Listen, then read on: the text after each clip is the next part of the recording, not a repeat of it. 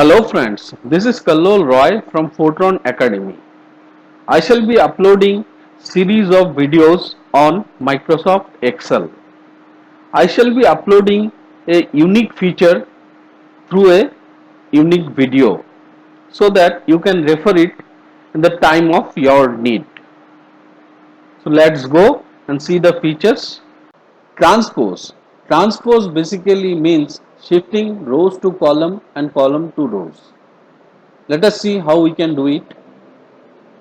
I am selecting the table, copying and pasting it here, paste special,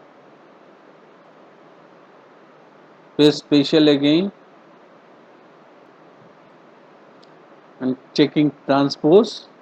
OK. You can see the rows has been shifted to columns and columns to rows.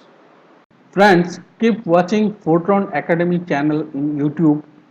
Hit like, subscribe, and I can assure you will able to learn lot of things on Microsoft technology. Thank you.